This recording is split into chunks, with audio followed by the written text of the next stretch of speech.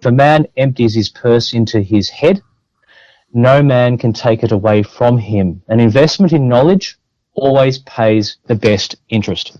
Welcome to the Get Invested podcast, where we share great conversations with experts from all walks of life to uncover their secret know-how and where they invest their time, their skills and their money, and the benefits that this has created.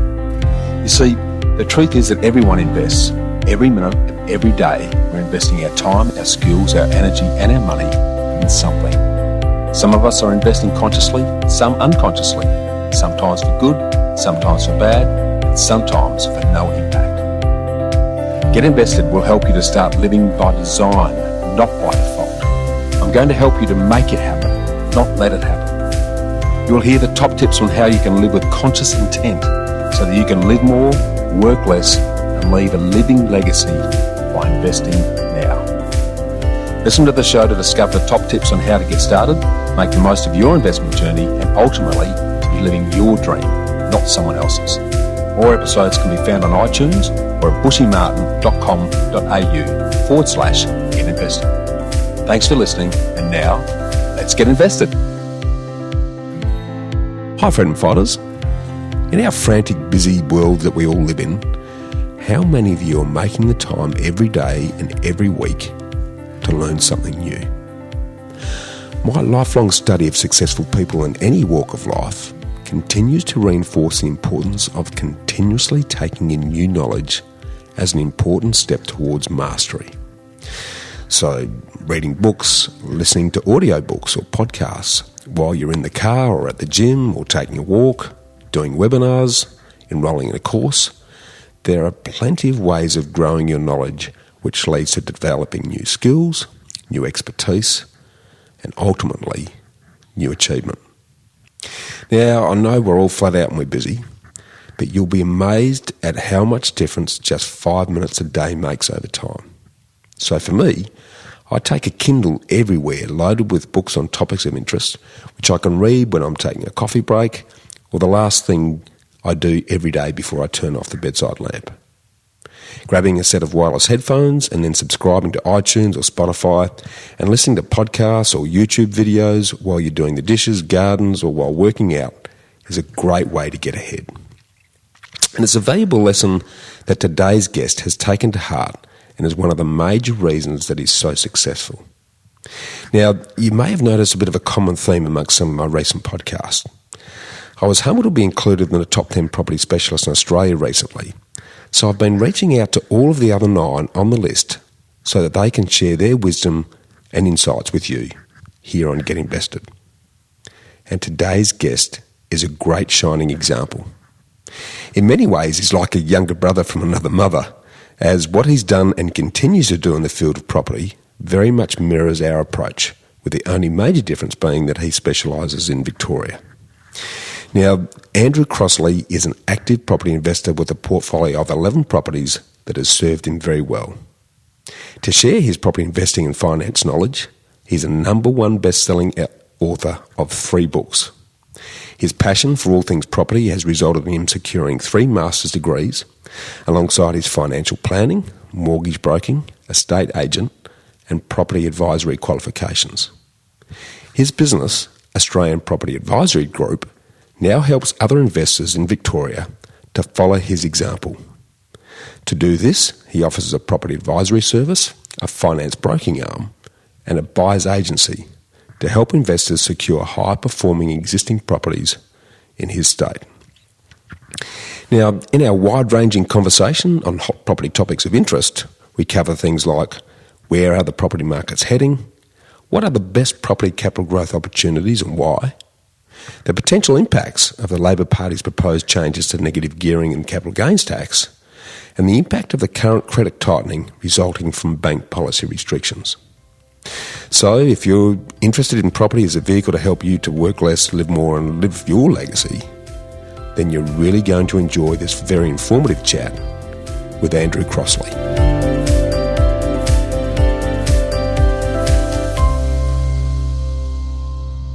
Hi Freedom Fighters, it's Bushy Martin here again with the Get Invested podcast, and today we've got a real pleasure to share some time with someone who's been recognised recently as one of the top 10 property specialists in Australia.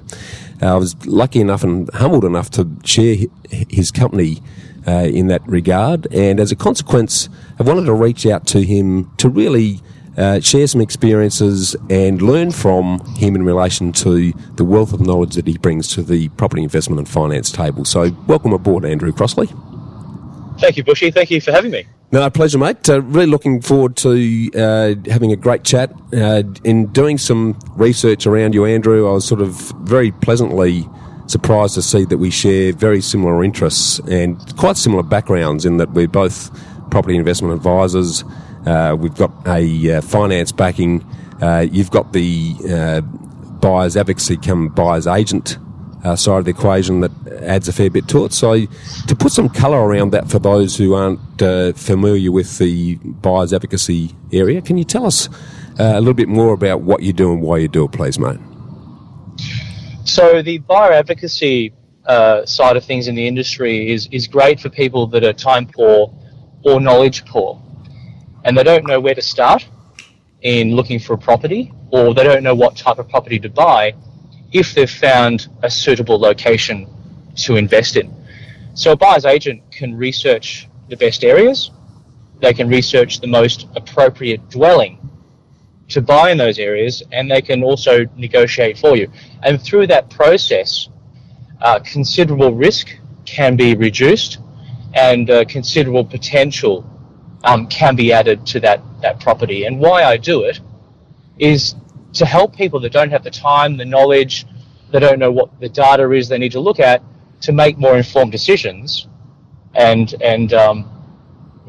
make a more profitable or secure future for themselves in helping them have a plan rather than just treating the property as a single transaction. Yeah, awesome. That's spot on. And I think just the massive time saving that you bring to the table in the context of researching properties that are going to sit at a particular client's needs is very important. But one of the key things that I see as a major advantage for current and potential investors in getting a buyer's agent is on side is that very tricky and quite stressful part of the negotiation process. Can you perhaps share a bit more with us around the skills you have in that area, because I really see some major value being added in what can be a quite stressful and a quite costly thing if you don't get the negotiation side of things right. Can you sort of expand on that a bit for us? Sure, and that's a very good point. A lot of value and risk can be a lot of value can be added and risk reduced by finding a great location and potentially avoiding a $500,000 million mistake. But if you can have someone, imagine this. Imagine if you've got a buyer's agent that's negotiated on hundreds of properties versus perhaps the client who's bought one or two or three properties in their life. I would like to say that the person with the more experience in negotiating has the opportunity to save what could be a considerable amount of money on the purchase. And often a lot of value in that property can not only be achieved through capital gain, it can also be achieved through the price you pay. Yes. And this is why having someone on your side that knows the tricks of the game and the games that real estate agents can play is really quite beneficial. And also attending auction. A lot of people are quite emotionally charged when they're at auction, and the risk is they go over their budget because they fall in love with the property. So having a buyer's agent negotiating for you keeps it at a position of maintaining commercial mindedness rather than emotion.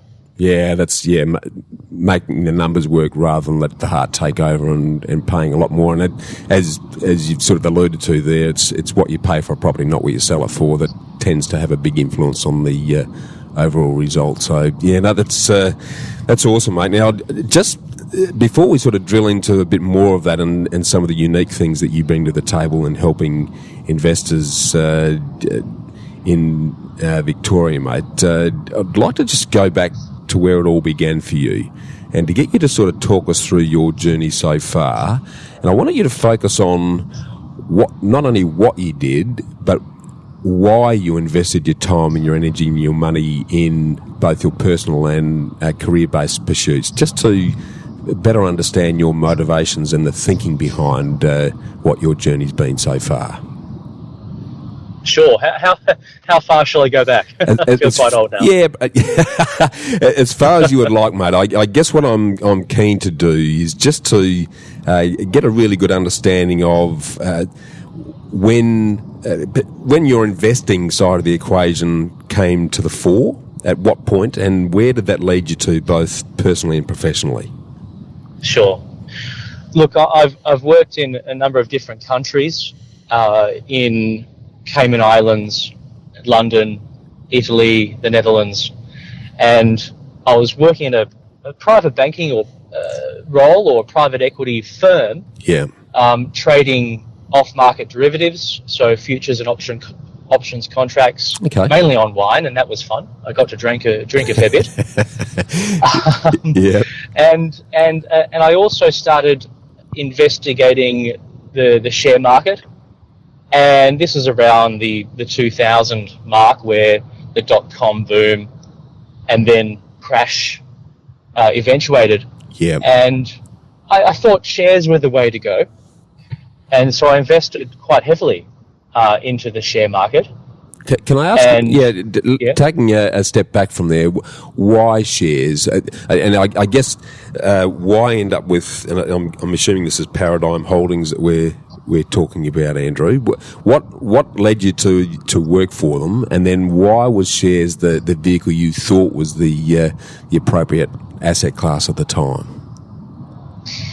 A lot of my clients were high net worth individuals, and a lot of them invested in shares, and it gave me a sense of familiarity or inclusion or comfort in exploring that opportunity for myself. Yeah.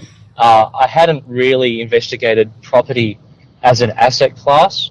I wanted to invest in shares. A lot of my clients were share investors, and so it felt, at the time I was young, it felt fun, it felt exciting to phone my broker and buy some more shares. Yeah. And how did it go, your personal experience in that regard? Can you talk us through what is often a roller coaster ride? And I say that because I did exactly the same. Before I got into property, I started in shares as a way of actually building up a deposit, which I then put into property. But it was a bit of for me personally, an emotional roller coaster ride. And there was days there where I would lose 30 grand at the click of a laptop button. Tell us about your experience in that regard, mate. Well, I really liked the liquidity side of things. What I didn't quite understand at the time is the volatility side of things. Right. And so I probably invested 300,000, probably lost 200 of it. Wow. Yep. And that gave me a sour taste in my mouth. Yeah, I can imagine.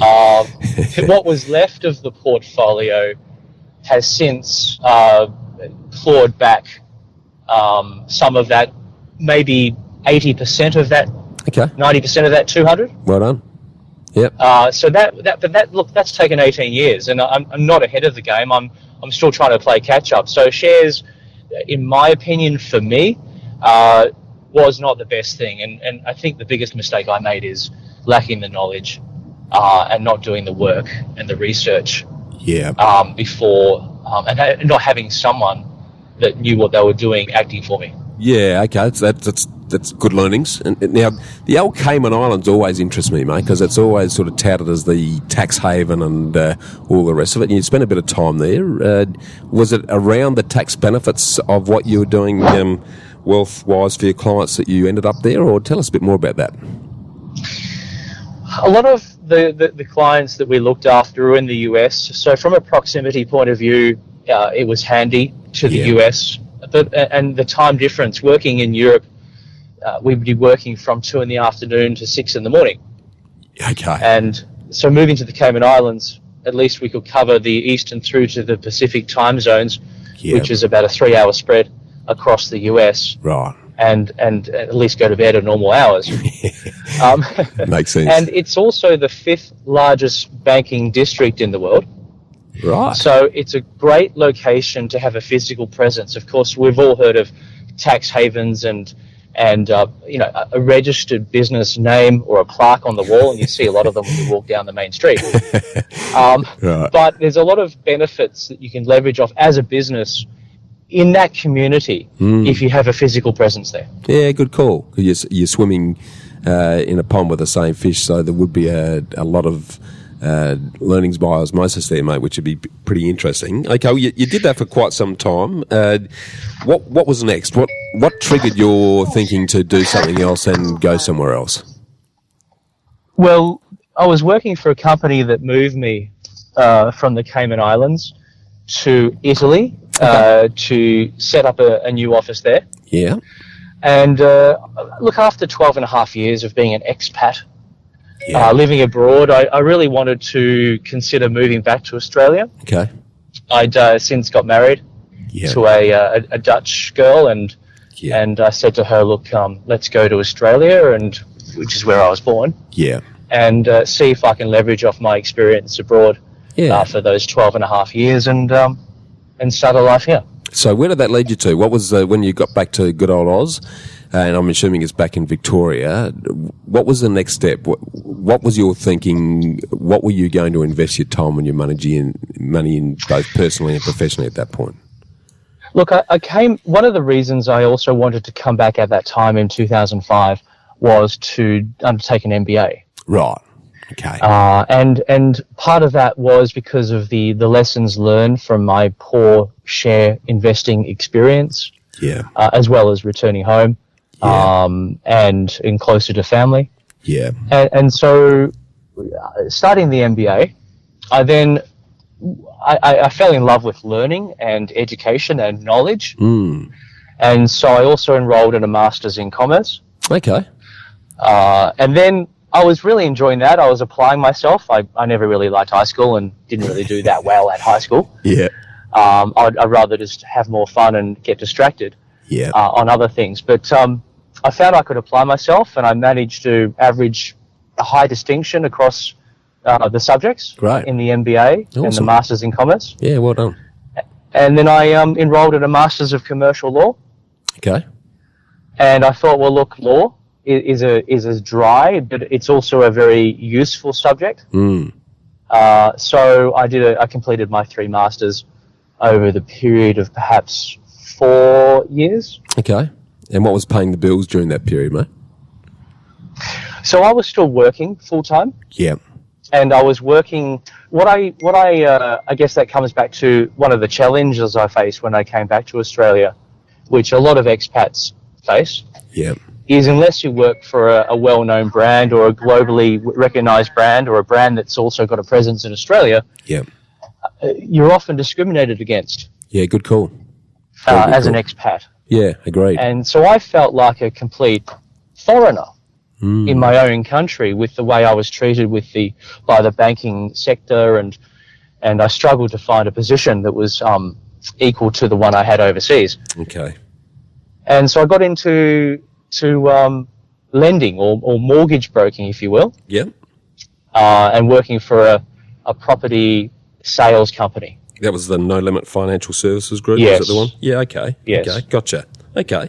And just sort of while you're talking about the master's studies, because having done my own MBA, and very similar to you, mate, it really awakened in me the whole learning exercise, but it completely flipped my thinking around the way I then approached situations from that point on. And one of the biggest learnings I took from the masters was a situational and systems-based approach to various situations. So prior to the MBA, I was one of those ambitious people who thought my way was the only way.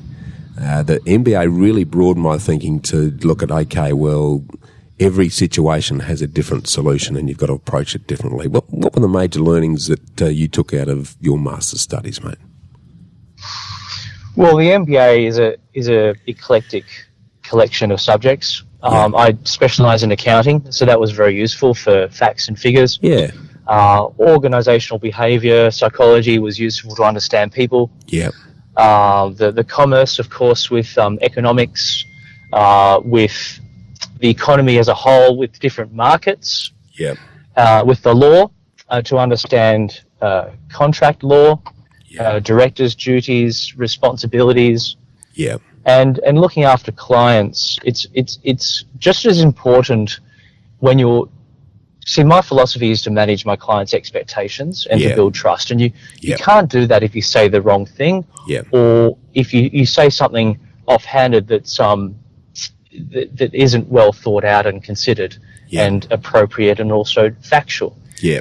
And so I found that, if you manage your clients' expectations, and I've learned from the law degree what not to say, Sure.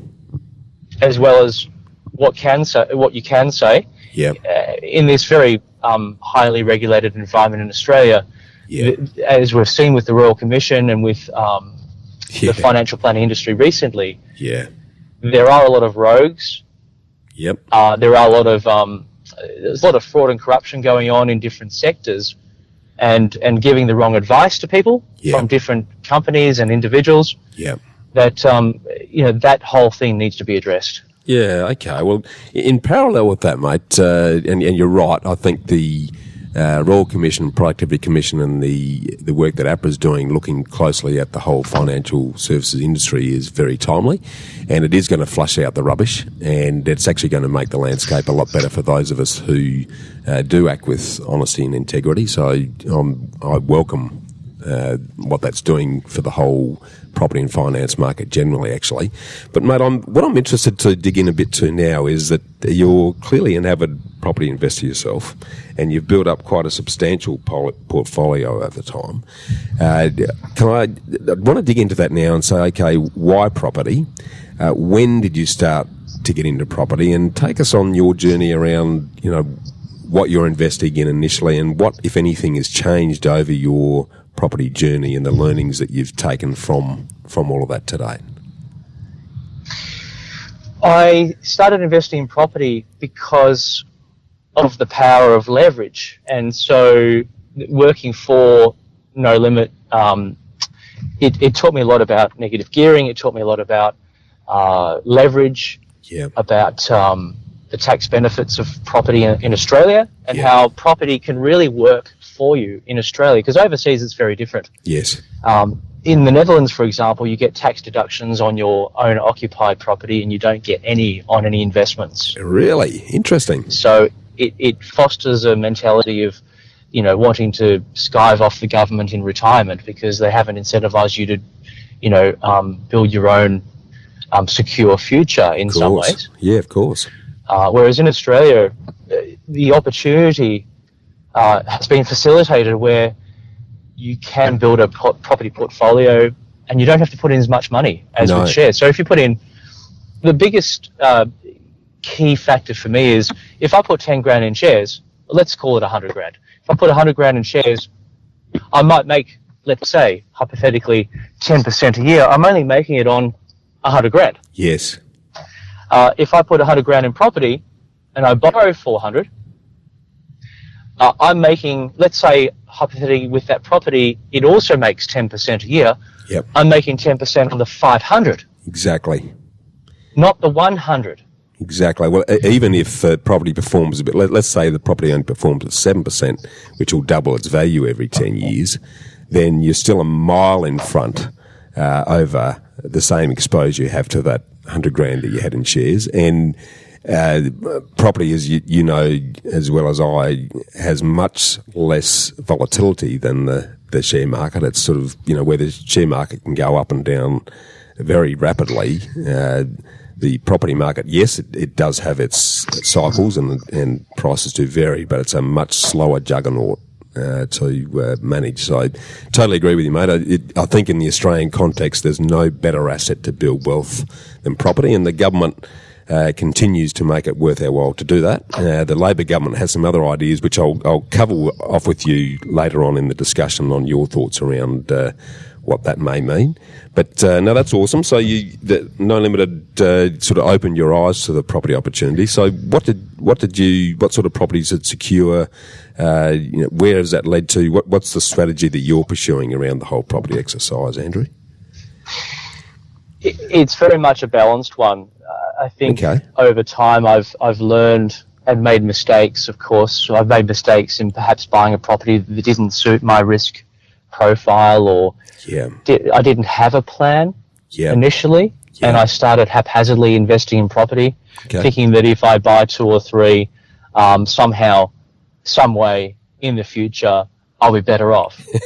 And I realized that, and I learned from that mistake that that's not true. Yeah. Yes, it is better to do something rather than nothing. Sure. If you try to do it in a considered fashion and do your research, rather than just buying in a one-horse town or a mining town, for example. Sure. Then it may not be better off doing something than nothing. You may be better off doing nothing compared to buying in a one-horse town where there's one industry. Yeah. But I love the lower volatility. I learned to understand my own risk profile and my risk appetite. Yeah. And I also... Can we dive right in there? Because you've picked up on a very good point. A lot of investors focus on the external without spending much time thinking about their own sleep at night factor and their sort of risk tolerance or risk appetite. Can you just expand on that a little bit, so that the listeners start to appreciate the importance of understanding what your individual and personal risk approach is? Look, the easiest way to sum that up is in the next couple of years, and this is what I've been mindful of or vigilant on for myself, is there are a lot of investors that have bought a lot of properties in one location, or they've highly geared themselves, and they've only focused on capital growth, for example, and they're very heavily negatively geared, and they've become a slave to their debt. Yes. And as interest rates have risen, and we've really seen that more recently with the shadowing of APRA on the industry. Lenders are pushing up interest rates on investment debt and interest-only debt. A lot of investors are starting, I think, to struggle in affording all that debt and maintaining their lifestyle. And their lifestyle is being sacrificed or compromised by the cost of their debt and exposure to their debt.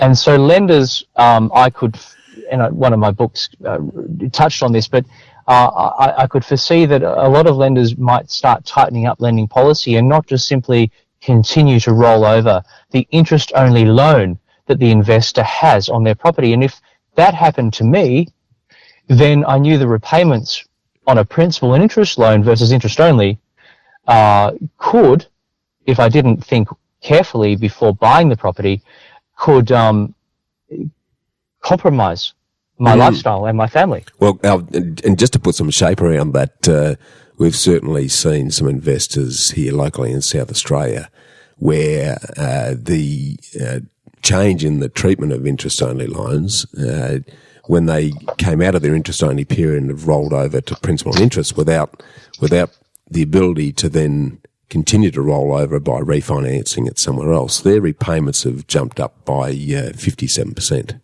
Now, these are investors who've got quite a substantial portfolio, but if your costs have gone up 57% from that perspective, and we're talking thousands of dollars a month, then that has a real and meaningful impact on lifestyle, and then potentially leads to the unfortunate situation where investors are forced to sell properties because of that affordability exercise. So talking about balance then, Andrew, talk to us what balance means to you. What does a balanced portfolio look like?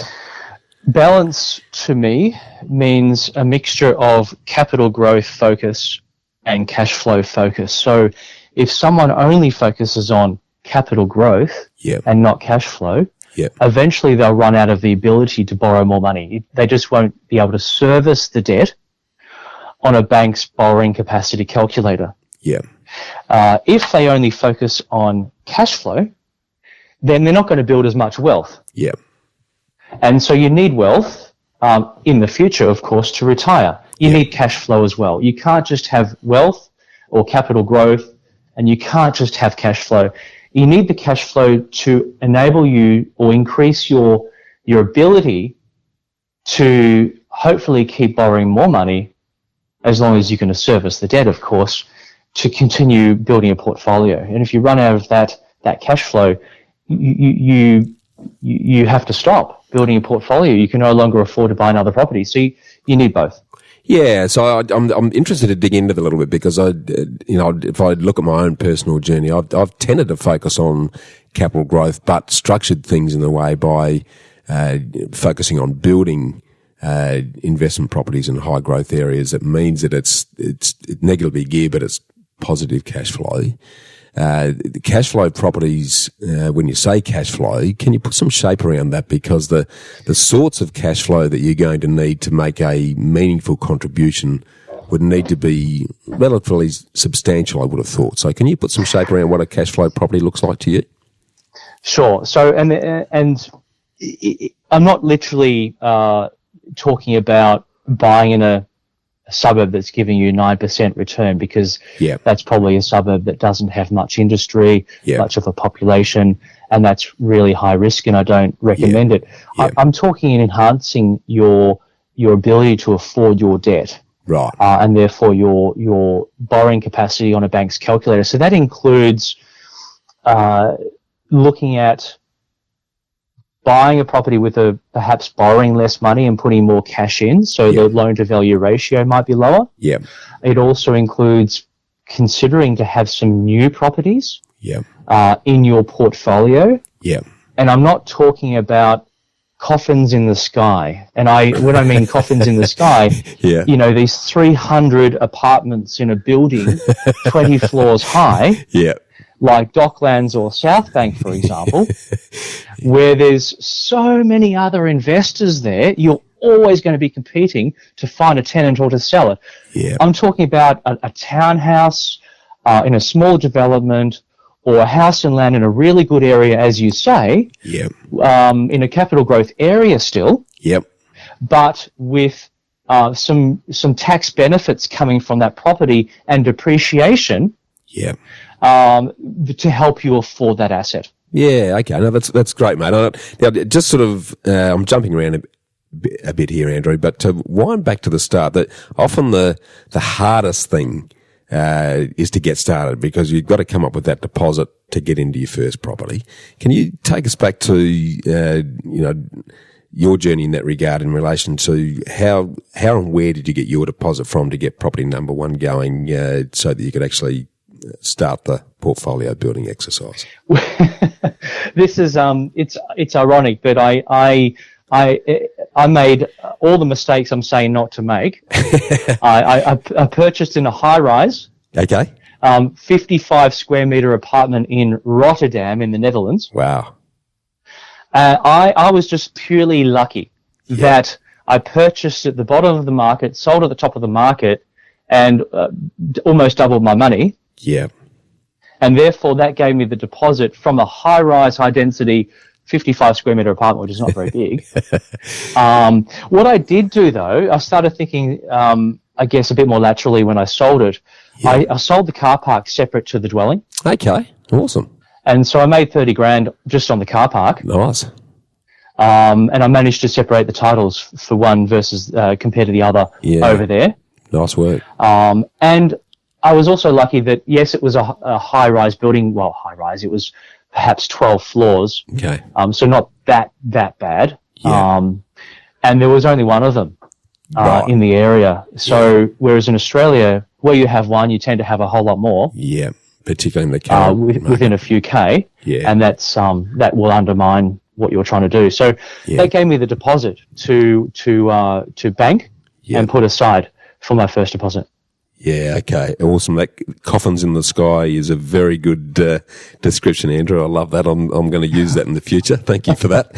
Hey, all right, so you've built quite a considerable portfolio now. What I'd be keen for you to do, if you're comfortable doing so, is just to share the learnings that you've had today. And if you're taking those learnings and applying it to current and ongoing investors, what sort of strategy do you suggest they start to adopt? The learnings that I've taken out of it could perhaps be streamlined into a couple of major ones. For example, don't, just because interest rates are really, perhaps if there's a time that you're looking to buy and interest rates are really low, or perhaps you're in a good job, look at your job security, look at the economy, look at whether interest rates are going to rise, and look at your budget, and look at your household living expenses, and look at whether your kids are about to go into private school or other large expenses that could come up, and have a buffer put aside, and only buy what you can afford to buy. Yes. And only buy, and that's not just today. No. Only buy what you can afford to buy tomorrow. So you've got to look at, what if interest rates did go up 1%? Yep. What if the loan did become principal and interest?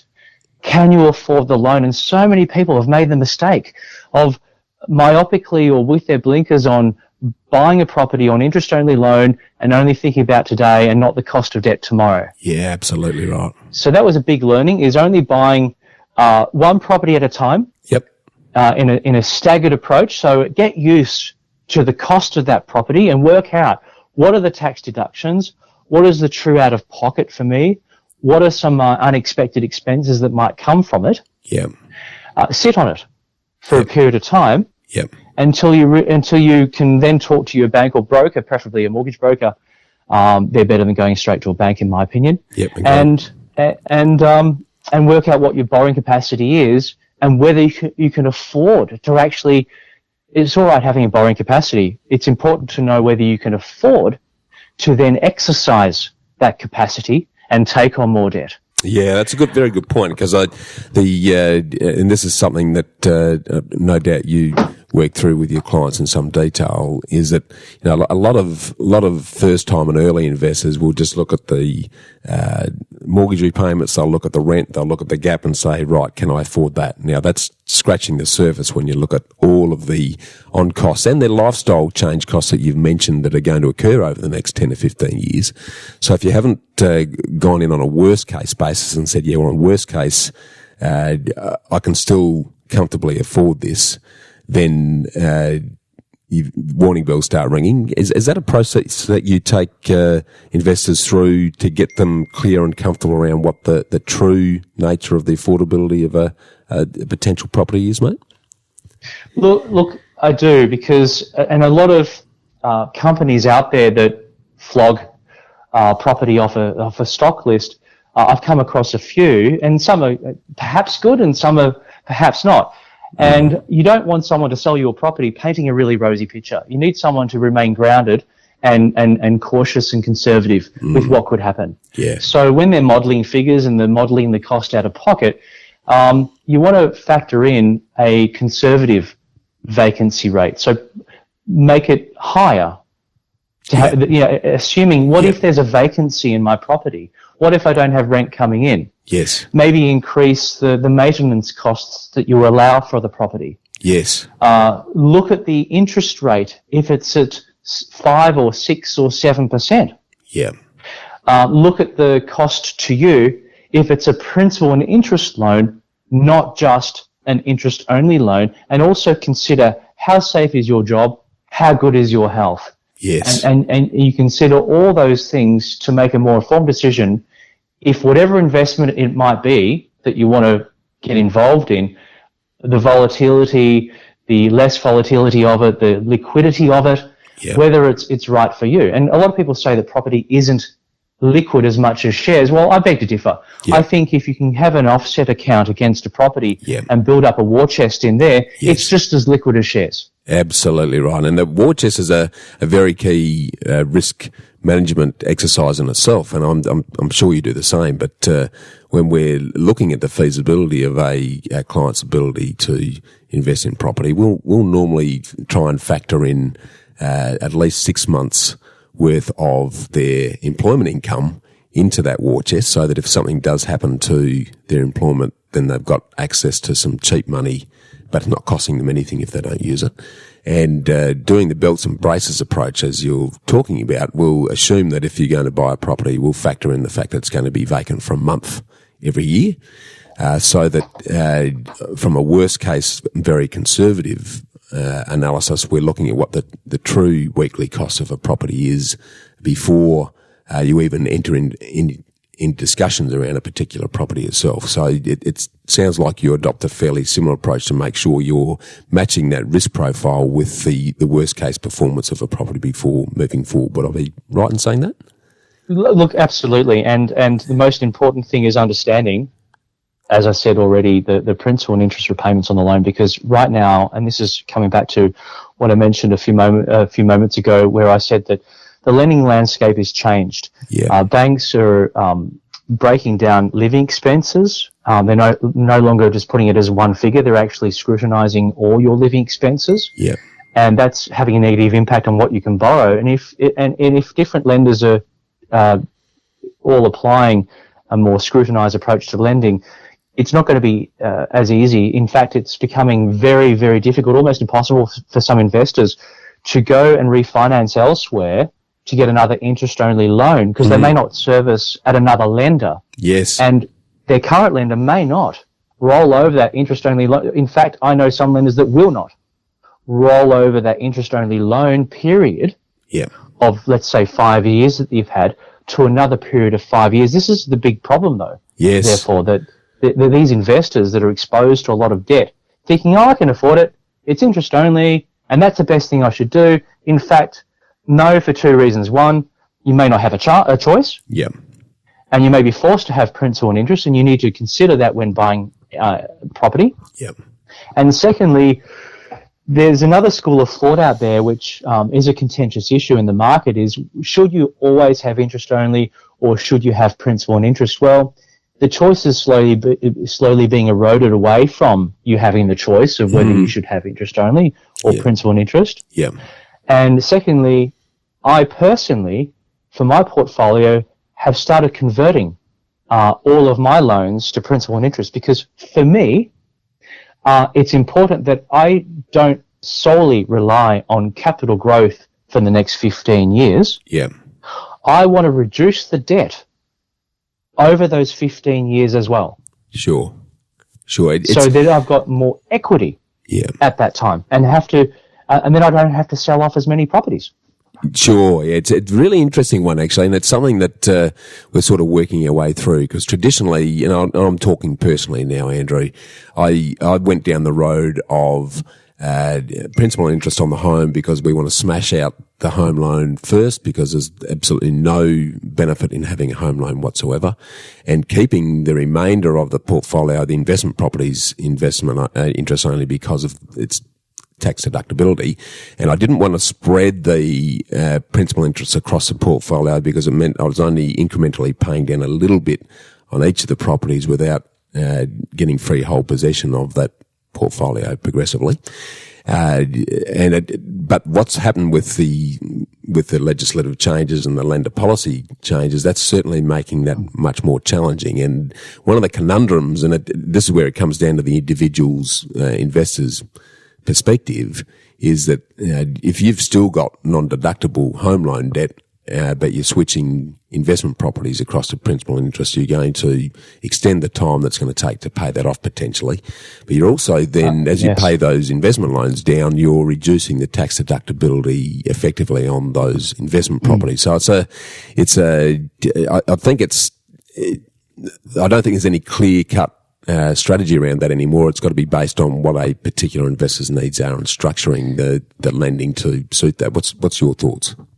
Look, I would also qualify, when I said what I've been doing is converting my loans to principal and interest, I would qualify that by saying that I had already, and you made an excellent point, is I've always been a believer that you reduce your debt that's not giving you any tax benefits first, i.e. any debt that was for the purpose of buying you a home. Yeah.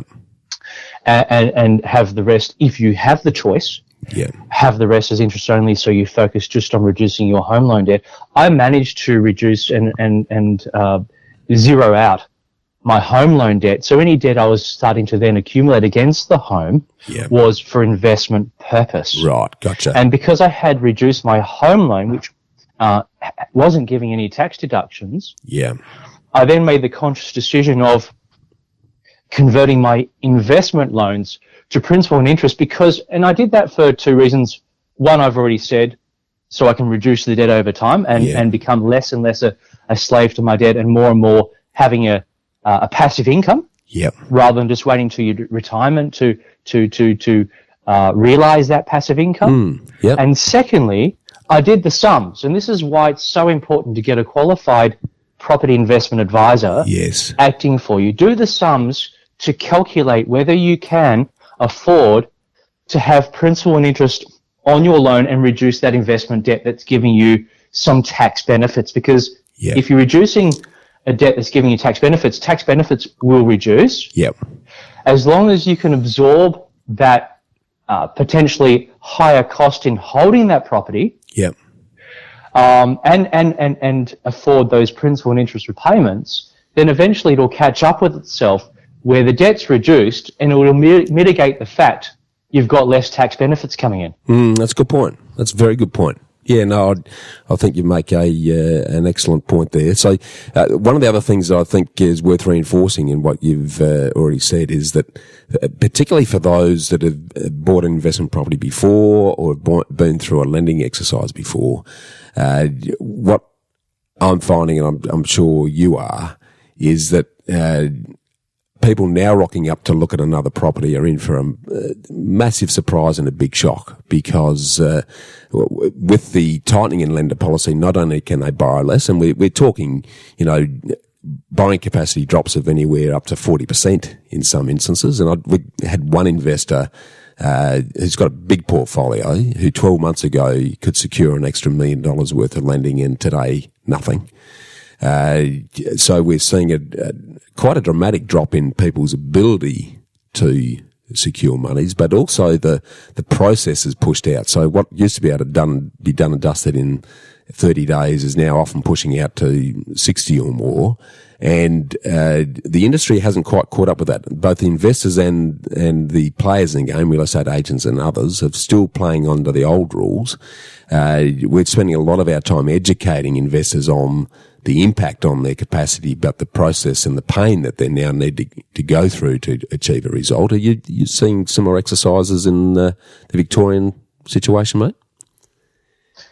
What I've seen, really, to summarise all of that, is use a broker, because every bank can only work out your borrowing capacity in relation to that specific bank only. Yes. And because there's so many changes in how banks are tightening up how much they'll lend you, if you just go to one bank, you're just going to get one story. If you use a broker, they can shop around for you and work out your borrowing capacity on dozens of different lenders. Yes. Secondly, if you go shopping around yourself, yes, technically you could bypass a broker and go to dozens of lenders yourself. Well, by the time that happens, once you've done that 2-3 times, no normal lender will want you anymore. Because you'll have 2 or 3 or 4 credit inquiries on your credit report. Yes.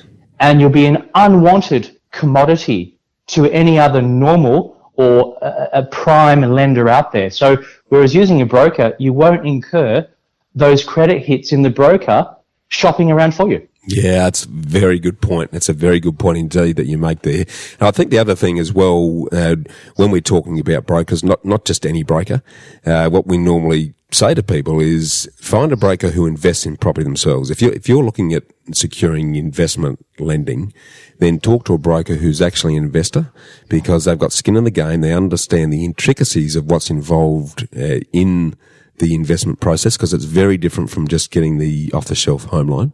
And further to that, as an extra layer of protection for investors, look for someone who's a accredited property investment advisor with PIPA, the Property Investment Professionals of Australia, because that's certainly a group that both you and I belong to, and it's certainly a group that is starting to flush out the cowboys that have been operating in the property and the finance space for a long time. So I just think for those that go down that path and surround themselves with an expert team, and I'm sure you'd agree, Andrew, property is an elite team sport, then make sure you're dealing with credible, proven players who are expert in the areas that you are wanting the assistance in. What's your thoughts around that?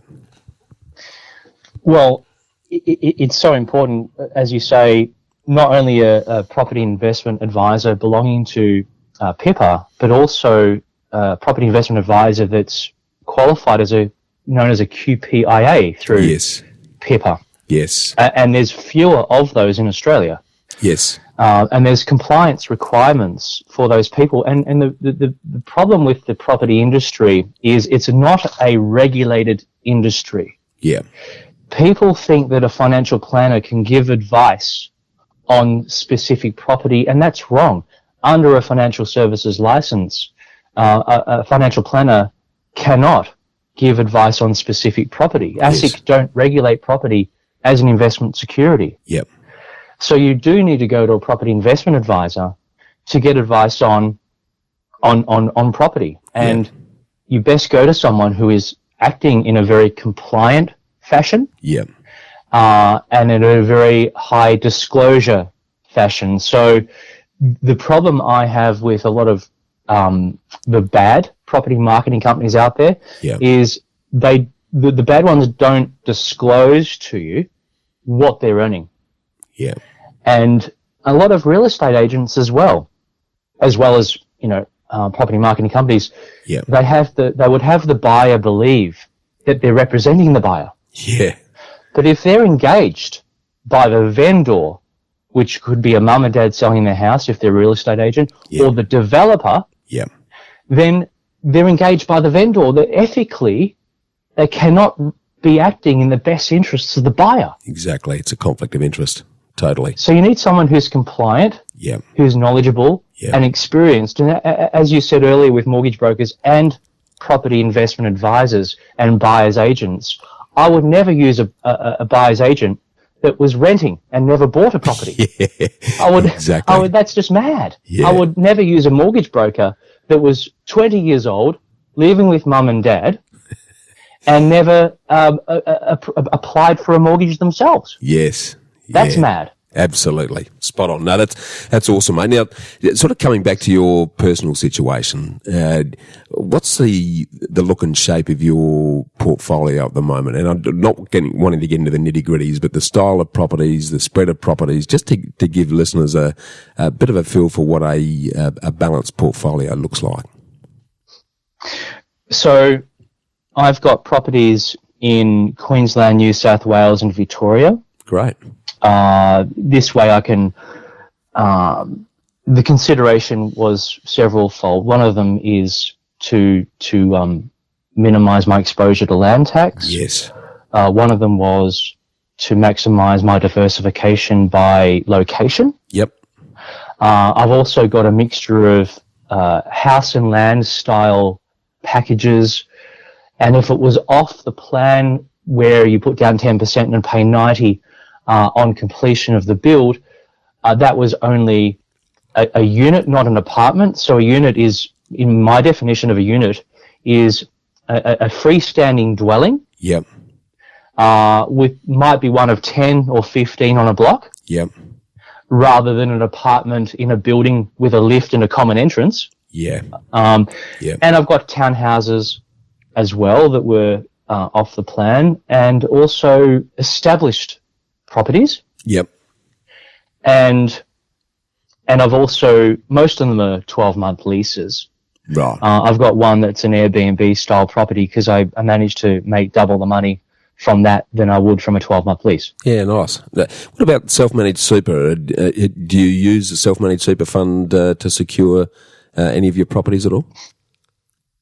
No, I haven't yet. No. One of the reasons is, and it's hard to talk about this without crossing the boundary of what is advice or not. My personal opinion is I would not want to, I personally would not want to buy a property in super unless I had enough money in there. I believe 150 is not enough. Yeah.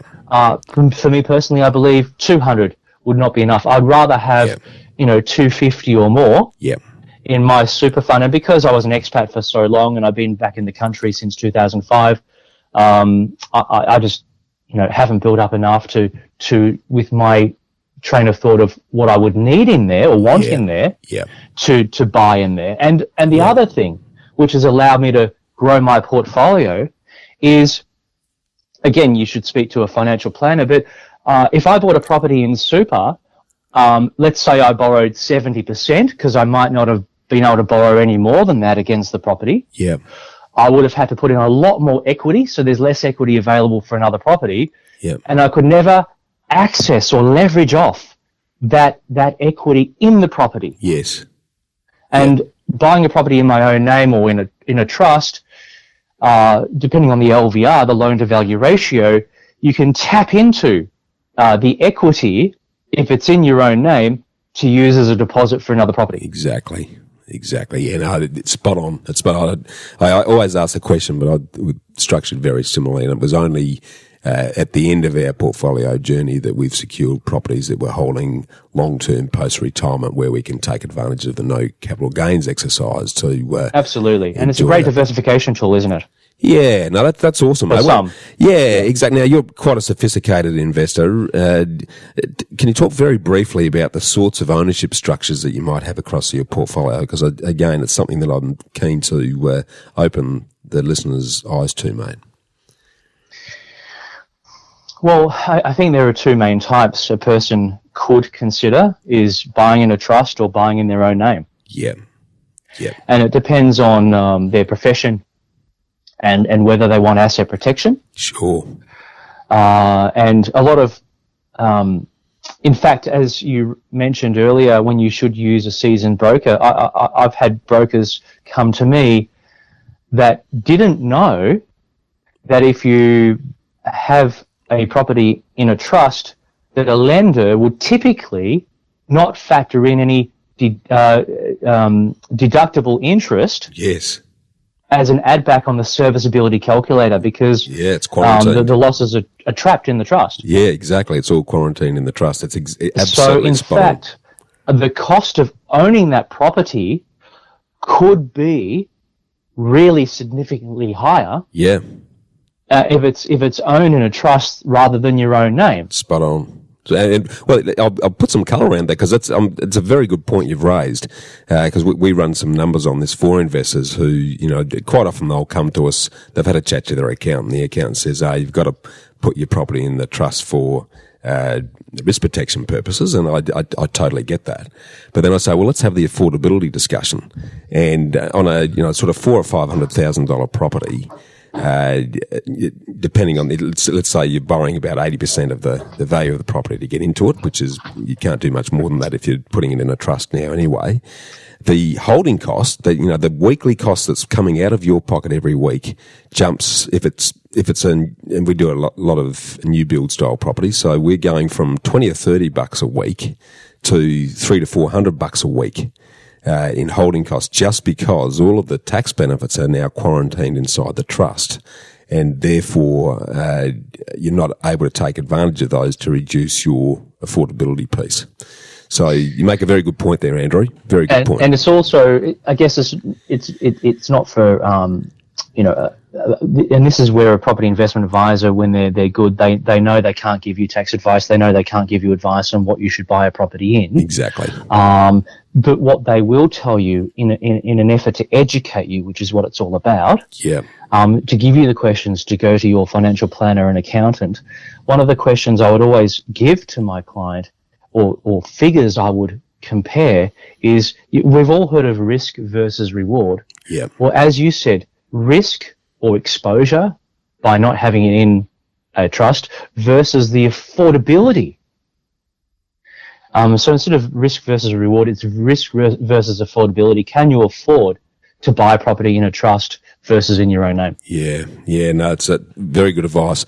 Mate, keen to just explore a little bit on your thoughts around the future of property, because there's been all sorts of scary headlines in recent times about, market falls of 40%, and there's a lot of doomsdayers out there painting a pretty grim picture of where they think that's heading, and often it's vested interest by people trying to flog some new book or trying to get people into shares rather than property. But what's your view on where the Victorian market and the broader Australian market is heading property wise? Well, okay. in jest, if I could say that there are some people out there that are grandstanding and they really should fly to the UK and stand on Speaker's Corner. Yep. To have their 15 minutes of fame. That's 15 seconds and now, spruiking utter nonsense. Yeah. Look, I don't believe there's a bubble or a crash imminent. No. I believe that in some locations and at higher price levels, there's going to be a price correction. Yep. Normal. I would believe figures of between 5 to 20%. Yep.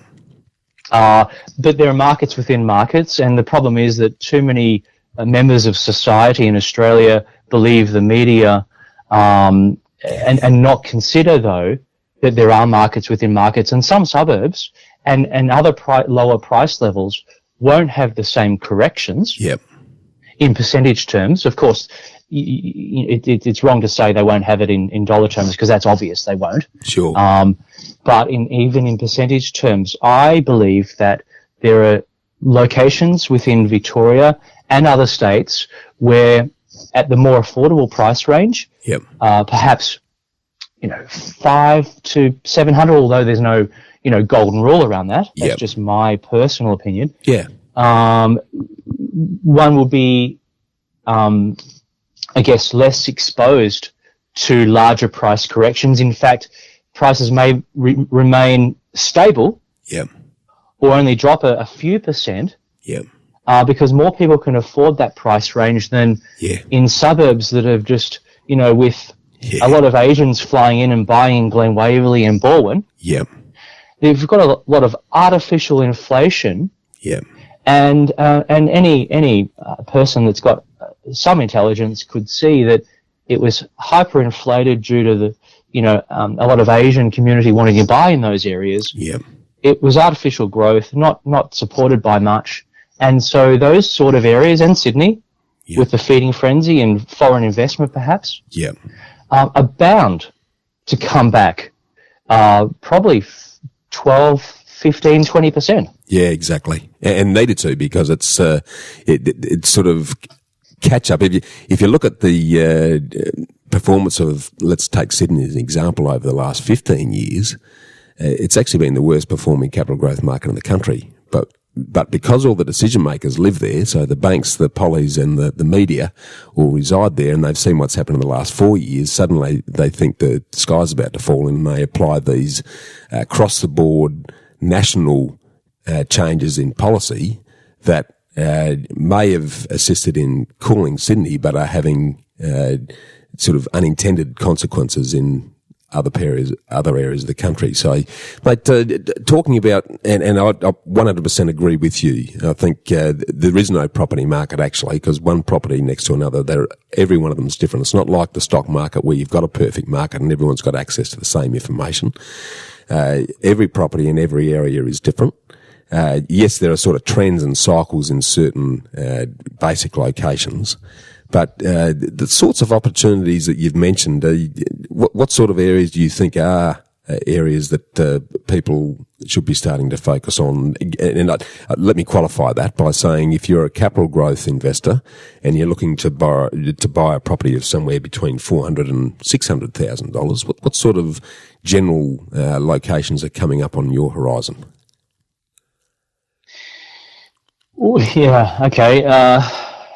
Look, if you're saying it's between 4 and 600, bearing in mind the market's pretty flat, so it's hard to see something that's standing out like a diamond in the rough. Yeah. Look. And perhaps talk regions rather than areas that that's more comfortable. North of Melbourne, perhaps. Yep. Look, and parts of Hobart. Okay. So you don't think Hobart sort of got to the end of its run? You think it's still got some trajectory? Look, it's the problem with Hobart is it has a run for a year or two and then dies for 20. Yeah, that's right. Exactly. And yes, it might be close to the end of its run. From an affordability point of view, it's hard to find something at 400 price range in Melbourne. Yeah. And so for a person who wants some capital growth potential closer in to the CBD of Hobart, there is one or two suburbs that are probably worth considering. But Okay. Up north of Melbourne, perhaps at the Doreen's, Merndas, South Morangs, a lot of people would scoff at that because maybe they like to buy in Hawthorne and Kew and Ivanhoe, but hey, not everyone's got $2 million, do they? Yeah, exactly. You framed it correctly, 400 to 600. Yeah. And so let's look at just that price range. You can buy a 4-bedroom house for under 600 in Doreen. Right. Where else can you do that in Melbourne? Yeah, exactly. And this is the interesting thing, because we all come with our perceptions of a location today based on what it looks like today. And rather than using your words, look myopically with a microscope, if we're putting on our future telescope and saying, well, what's this area going to look like in 10 or 15 years, which is the time frame when we're looking to rationalise the portfolio, what's new, what's coming in, what are the jobs, what's the employment, what's the sort of demographic of this area going to be? I don't know about you, but I often find it challenging to get investors to see that they're not buying as is, they're buying the future potential of that particular location. And they don't have to buy where they want to live. Yes. That's what people need to get over. Yeah. Is, if you live in Baldwin, you don't have to buy in Kew. Yeah. You can buy further out and preserve some equity to build a portfolio rather than putting it all into one property in Abbotsford, for example. Yes, and yeah, exactly. That's very good advice. Very good advice. When I compared, and it's also the dwelling type. Yes. It's always worth comparing. So I would never buy a 1-bedroom apartment in Doreen because the demographic it gravitates to 3 or 4-bedroom houses, of course. So this is where it might be a good suburb, but you've got to drill down to the dwelling within that suburb. Yes. And I did a comparison recently because someone said to me, look, I don't like Doreen. It's 45 k's, whatever it is, from the CBD. I like Preston because it's close to the airport, close to Melbourne. And I compared. Yep. I avoided 1-bedroom apartments because who wants those? I'd rather buy a 2-bedroom unit. If you're going to buy in a unit or an apartment, I would rather appeal to a greater audience. Yes. For future resale and rentability. So I personally would buy 2-bedroom, not 1. Yeah. That's just me and what I would say to my clients. And I compared Preston the last 5 years for a 2-bedroom apartment versus a 4-bedroom house in Doreen. And I think Preston, from memory, was about 5% a year every year for the last 5 years on that apartment. Yep. I think Doreen was 9 or 10 every year for the last 5 years. So buying a house in Doreen would have been better than buying in what is more widely recognised as a better suburb, i.e. Preston. Yes.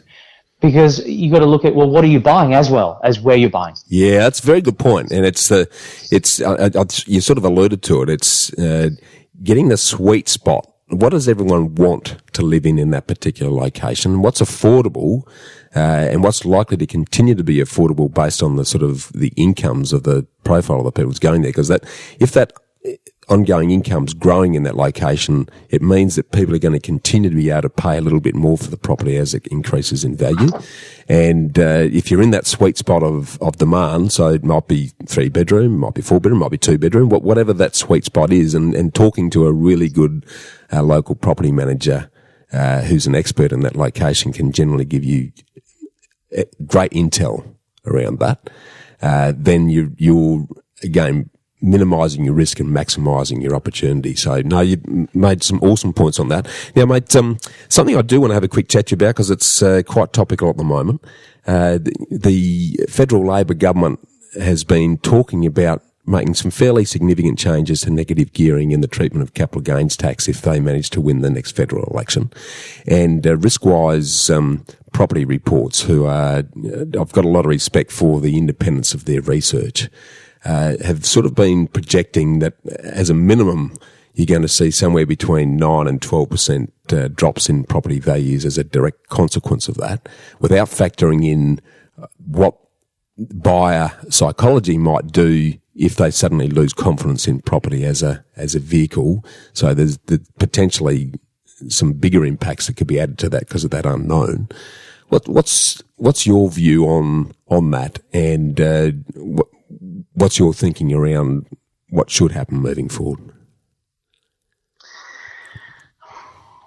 Look, I wrote an article, I guess, touching on this as well, that it's not just investors that have contributed to rising prices. In fact, that, in my opinion, it's lesser investors and more, people that buy a block and carve it up and build 3 townhouses, and price people out of the market because they're a developer and they pay over the odds for the block, and price your first home buyers out of the market. Yeah.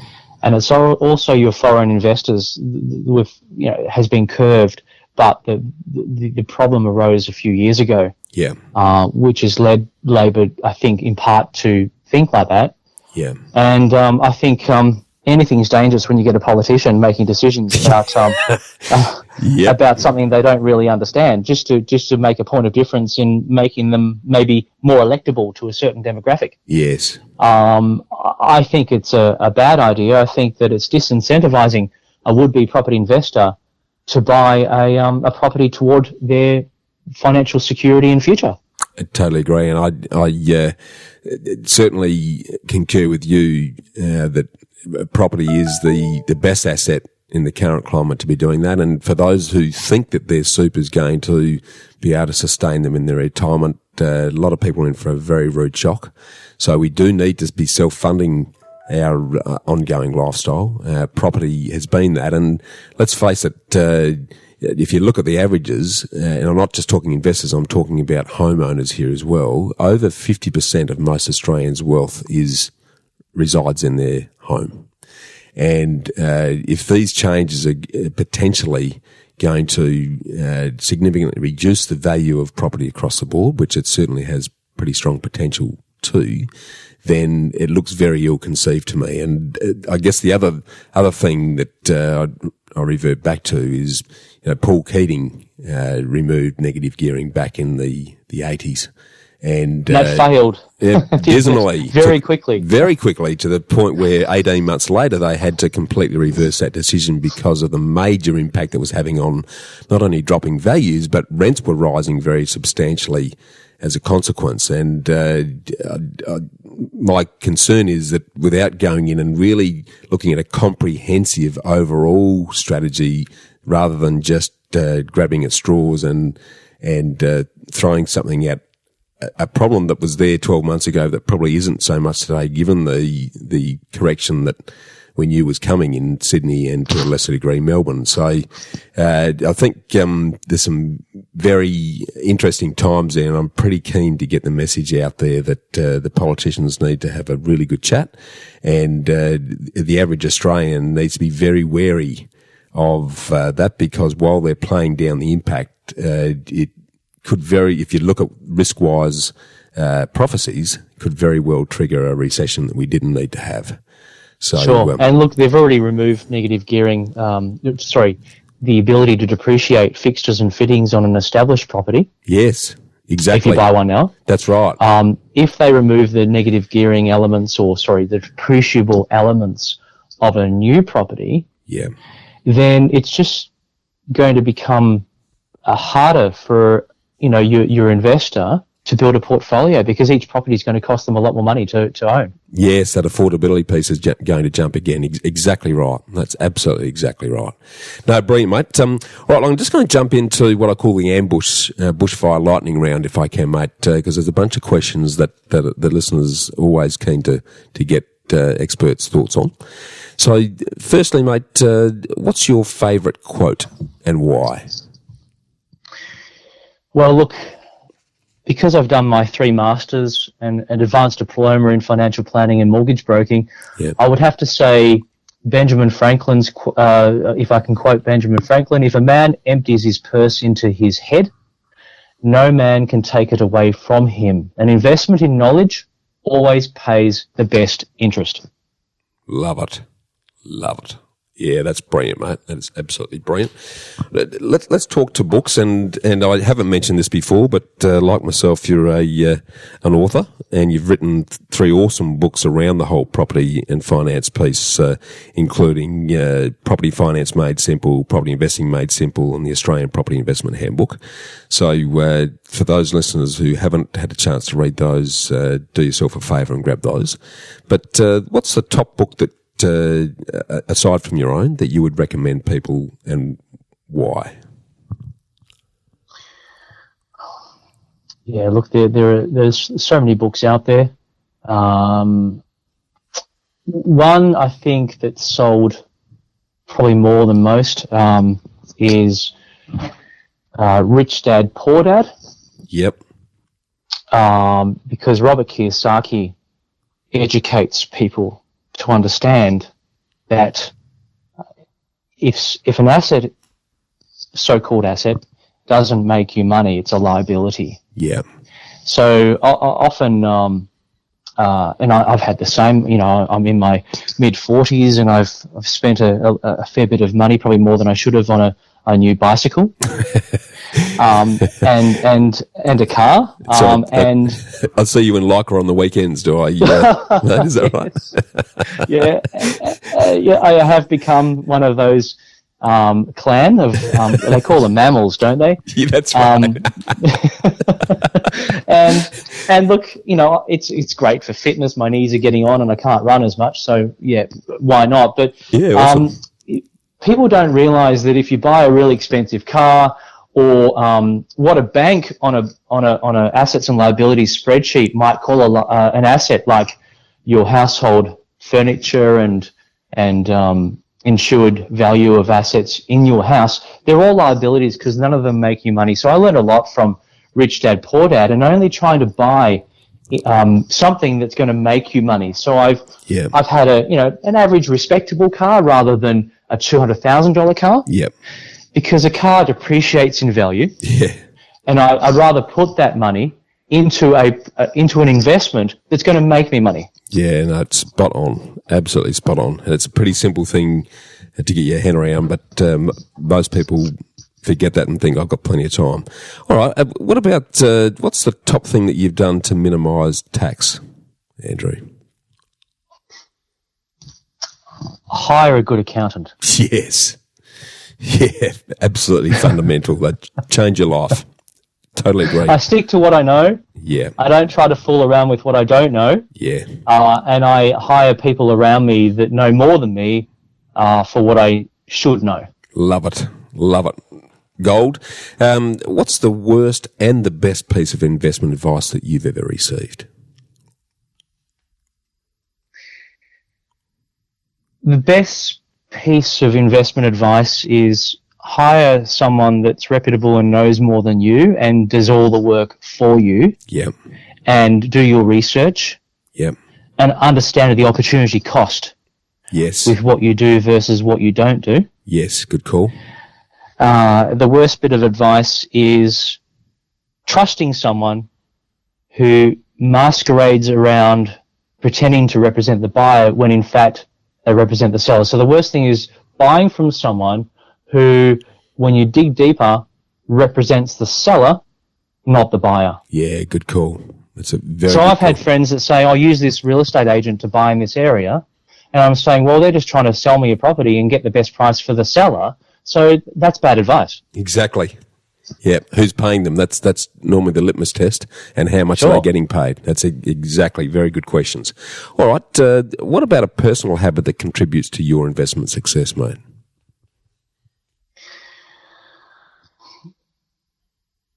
And this is a scary word for many people, but have a budget. Yeah.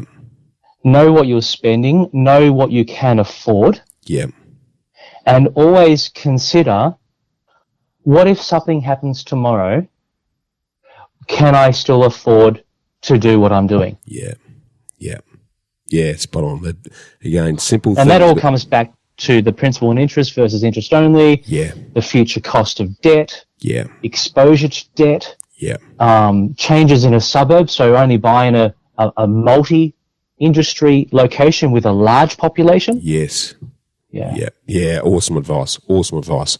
Mate, that's been great. Just sort of bringing it to a close then, if you were to speak to someone who's just leaving school, what would you advise them to invest their time, their money, and their skills in to create freedom long term? I think the fundamental underlying consideration would be pay your debts on time. Yeah. Because if you don't if you forget to make a payment on your credit card or your mobile phone bill or your electricity or whatever it is, that ends up on your credit file. Yeah. And then that could make a difference of you paying 3.8% interest rate versus 6 or 7% interest rate for the same loan. Yeah.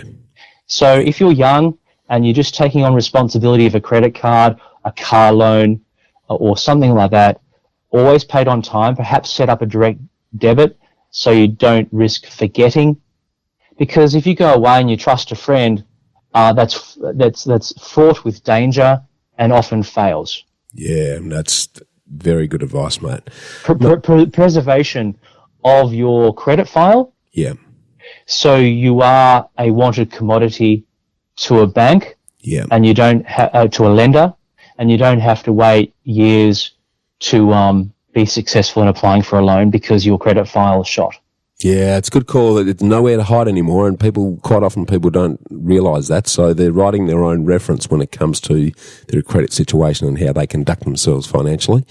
So, very, very astute advice, mate. And also, don't make sure they don't get a high maintenance girlfriend or boyfriend. Good call. Very good call. Because if they can build up a deposit for an investment rather than spending it to please someone else, yes, then obviously that's wise. Yeah, absolutely spot on. Mate, having spent some time with you, and you've been very generous with your time, Andrew, it's pretty obvious with your combination of personal investment skills and your complete complement of finance background, the strategy piece, as well as the ability from the buyer's agent perspective to secure good properties for people. I can see why you're in the top 10 in Australia, and would certainly be suggesting that if anyone's looking to secure property in Victoria, to get in touch with you. How do people do that? So they can go to my website, australianpropertyadvisorygroup.com.au. They could email Andrew at Australian Property Advisory Group, or APAG for short, yep. .com.au. Yep. Or phone me, 1300 760 901. Brilliant. And what's next new and exciting for Andrew and your business, mate? Well, interestingly, my wife and kids have been living overseas for 10 months, so my kids could become bilingual. Yeah, excellent. Whereabouts? And in the Netherlands. Yeah, right. Awesome. And my wife did a shoemaking course. She had maybe a midlife crisis, or maybe a change in direction, call it what you will. She's not making clogs in Holland, is she, mate? Not making clogs. She'll come back here, and we have a lot of low quality shoes coming from China, and women in particular, and the gay community like to spend a lot on good shoes. Yeah. And women have a lot of feet problems, perhaps wearing high heels in their youth, and they have bunions and so on. So she wants to come back and custom make shoes, and she's got a bunch of podiatrists lined up to refer to her. Awesome. So I'm going to go back in December to collect my wife and kids and bring them home. Brilliant. Mate, we've just come back from a month in Europe, and we started our journey in Amsterdam, and I've been to Amsterdam a couple of times. I just love that part of the world. It's just, it's very, very few cities better than Amsterdam, and she may not live there, but I just in Rotterdam is where she lives, but Amsterdam's lovely as well. Oh, it's awesome. And you make a good point around the shoes exercise, because my good wife spent quite a bit of money and a lot of time searching for a pair of shoes that would walk her around Europe for the month that we were there, and they were pretty hard to find. So I think your wife might be onto something there, mate. I don't think it's a midlife crisis. I think she's actually identified a bit of a niche that's got a big need there. So I reckon it's going to go well. Well, perhaps in the new year people can contact me to get in touch with her. What's your good wife's name? Else. ELS. Awesome, mate. Her business is Shoes by Else. Shoes by Else. Love it. Mate, you've been very generous. Really appreciate the time. It's great to talk to someone who shares a similar belief and confidence in property, but has the knowledge and the expertise to back it up. Love the work that you're doing. I can see why you're getting recognised in multiple forums. So keep up the great work, mate, and pretty keen to stay in touch. Thank you very much. Thank you for your time as well, Bushy. Yeah, thanks, Andrew. Cheers. Bye for now. Okay. Well, freedom fighters, how good was that? To get a summary of all this investment gold in the show notes, just email me on hello@khgroup.com.au. That's HELLO@khgroup.com.au. Or check us out at www.bushymartin.com.au/get-invested. I look forward to joining you next week for another episode of the Get Invested podcast. So thanks for listening, and as always, dream as if you live forever and live as if you'll die tomorrow.